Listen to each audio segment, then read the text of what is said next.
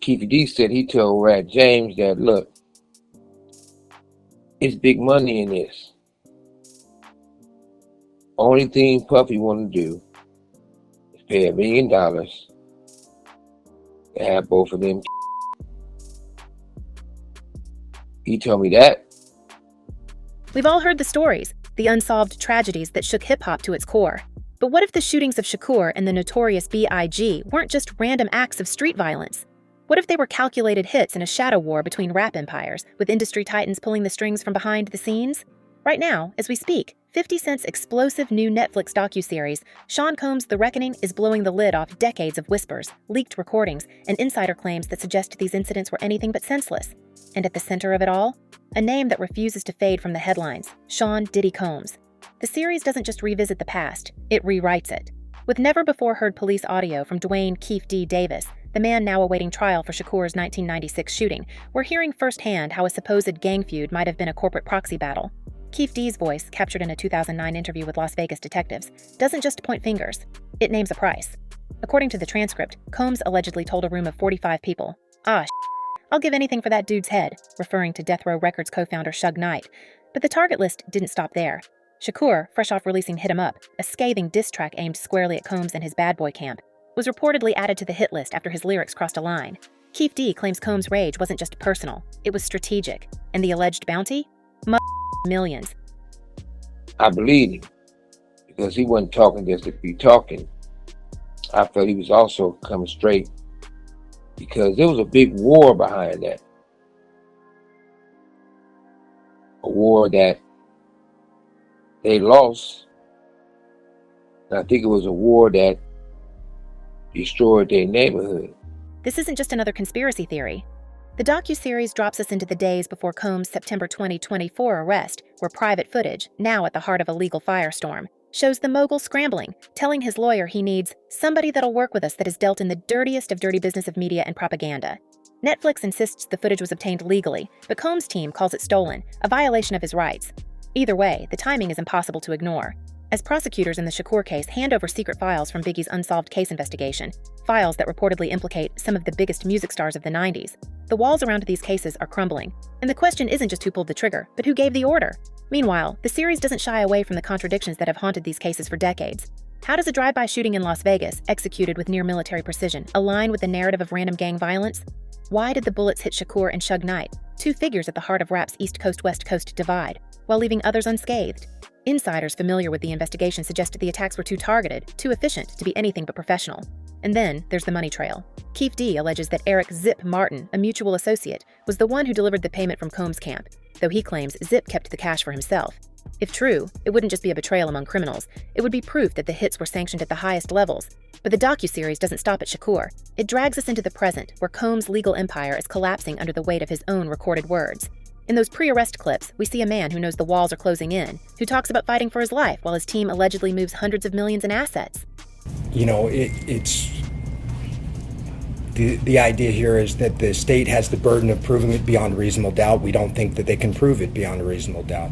Also, just to go back a second about what was seized, also what was mentioned was some memorabilia, posters of Tupac and things like that, which we don't really think has a lot of evidentiary value, but, His lawyers argue the footage is taken out of context, but the damage is done. Jurors from his July trial, where he was convicted on 2 counts of transportation related to private encounters, are now speaking out in the series, revealing how they grappled with the split verdict. One admits she gasped when they realized they couldn't agree on the racketeering charge, the one that could have put him away for life. Another questions why Cassie Ventura, his ex-partner, stayed with him for years despite the alleged abuse caught on that now infamous hotel surveillance tape. And yet, the bigger picture is what chills us. If Combs' downfall is tied to these old cases, what does that say about the industry that protected him? The docuseries hints at a network of silence, former associates who won't talk, lawyers who won't comment, and a system that allegedly let powerful men operate above the law. Misa Hilton, Combs' ex and mother of his first child, is now in talks for her own project, according to texts revealed in the series. "My goal is to really lean into all that you contributed to hip-hop and Bad Boy," the director tells her. But Hilton's response is telling. "Until they confess all the lies they said against you to gain favor, they'll never know peace." It's a line that hangs in the air because the confessions might already be here, buried in police files, leaked tapes, and the testimonies of men who once called Combs a kingmaker. Then there's the matter of the freak-off gatherings, the private events that became a focal point in Combs' trial. Witnesses described them as orchestrated spectacles, where influence and coercion blurred the lines of consent. Filed during the 4th of July holiday, John Doe claims Biggie's son was among a group of men who lured him to a Revolt TV location in 2020 via a Combs Corporation vehicle, where he says he was then ambushed and led to another room where Diddy was waiting. But the series suggests these weren't just personal indulgences. They were power plays, a way to bind people to his world through secrecy and fear. And if that's true, it raises a terrifying possibility that the same tactics used to control his inner circle could have been used to silence those who knew too much about Shakur and Biggie. One former associate, speaking on condition of anonymity, claims that after the incidents, certain figures in the industry got very quiet, very fast. Was it coincidence, or was it survival? As we dig deeper, the connections become harder to ignore. The docuseries reveals that in the days before Combs' arrest, federal investigators were already liaising with Shakur's case prosecutors, looking into gangland ties that stretched back to the 90s. That's not just a footnote, it's a pattern. And when we hear Keefe D describe how Combs allegedly acted scared during their only in-person meeting after the shooting, it paints a picture of a man who knew the stakes. He didn't say nothing, he just backed up, steady watching the car, Keefe recalls. If that's fear, what was he afraid of? The law, or the truth getting out? But here's where the story takes another turn, because if Combs was willing to allegedly put a price on Shakur's life over a diss track, what else was he capable of? The series teases that the answer might lie in the files still sealed away. Files that prosecutors say tie these cases to a web of influence that goes far beyond one man. Without that. And then us coming up, 50 and everybody, what you made think they get bulletproof trucks for? And as we sit here, watching the dominoes fall, one question burns brighter than the rest. If the losses of Shakur and Biggie were indeed industry-sanctioned, who else in the rap world was marked for silence? Because in a game where power is the only currency, the bodies might not be the only things buried. The real secrets? They're still out there. And if this docuseries is just at the beginning, we haven't seen anything yet. The deeper we dig into this web of alliances and betrayals, the clearer it becomes that the streets weren't the only battlefield. Boardrooms were just as bloody. Critics have long pointed out that the timing of these tragedies aligned suspiciously with the most volatile moments in rap's corporate wars. Shakur's shooting in September 1996 came just months after Hit 'Em Up dropped, a track so vicious it didn't just diss Combs and Biggie, it declared open season. But here's the twist. Insiders now claim the real motivation wasn't just ego, it was leverage. With Death Row Records dominating the West Coast and Bad Boy Entertainment ruling the East, industry veterans suggest the incidents weren't just about silencing rivals, they were about controlling the narrative. Now, as the docuseries peels back the layers, we're seeing how law enforcement might have played a role in keeping these secrets buried. The series hints at a disturbing pattern. Cops who looked the other way, evidence that vanished, and witnesses who suddenly recanted. I knew that somebody was going to that night. Somebody was going to get shot. Keefe D's 2009 confession wasn't just a breakthrough. It was a problem for someone. In the audio, he doesn't just implicate Combs. He describes a system where money and influence could make investigations disappear. They knew who did it, Keefe allegedly told detectives, referring to the LVPD. But they ain't want to touch it. And why would they?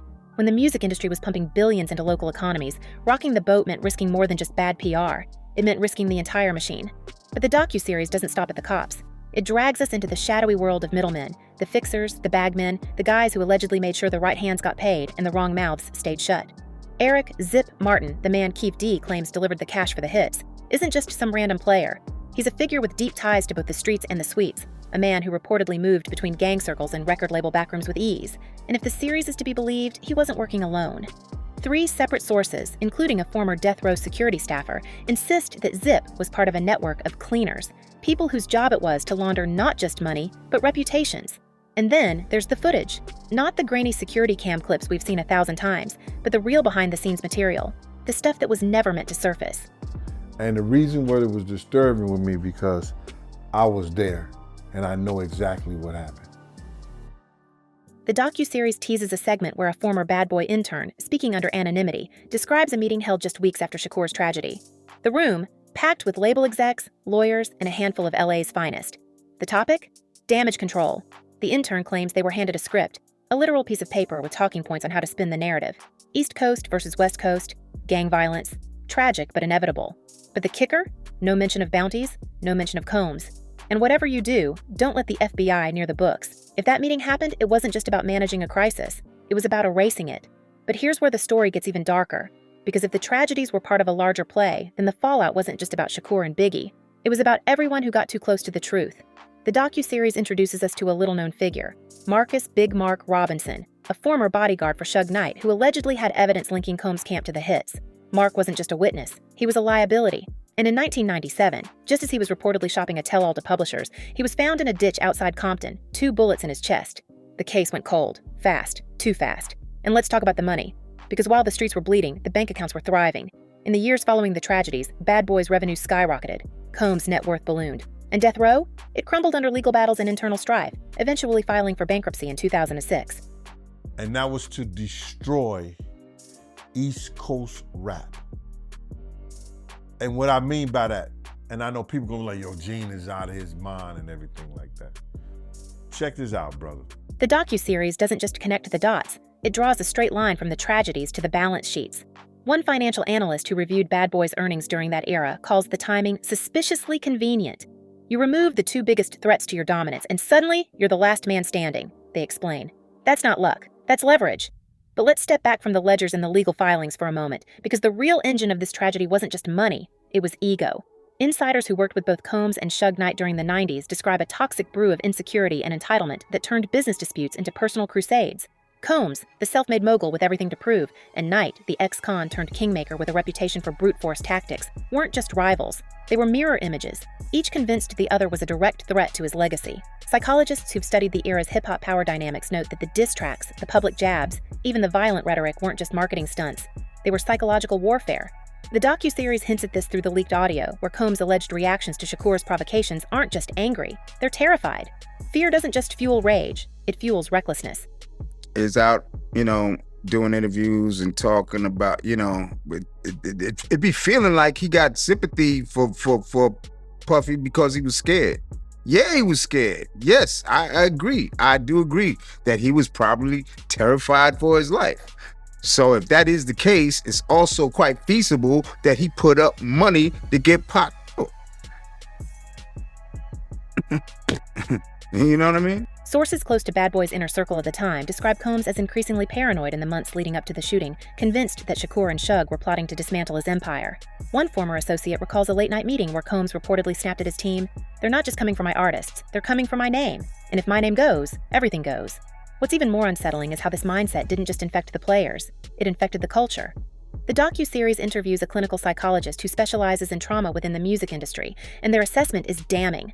The 90s rap wars weren't just a clash of coasts or labels. They were a feedback loop of escalation, where every diss track, every public slight, every unchecked rumor pushed the stakes higher.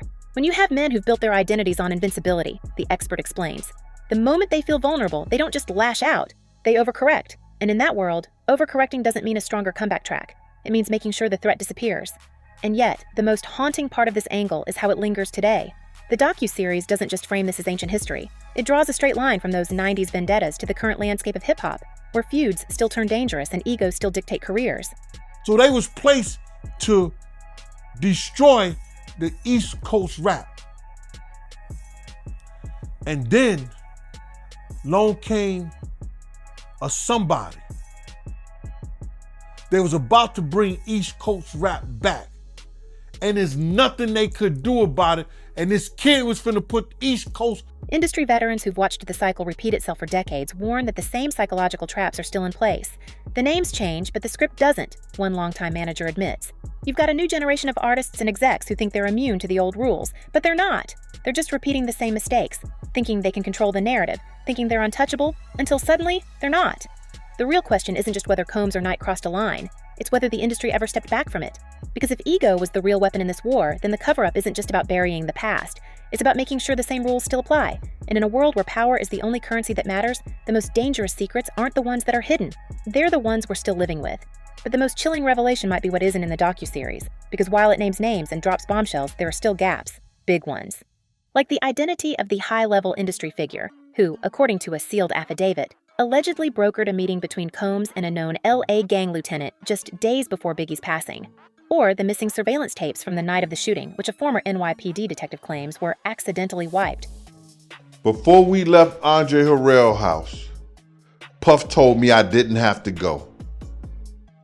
or the fact that, despite multiple investigations, no one in law enforcement has ever officially questioned Combs about his alleged role in either incident. Not once. In 28 years. That's not just an oversight, that's a protection racket.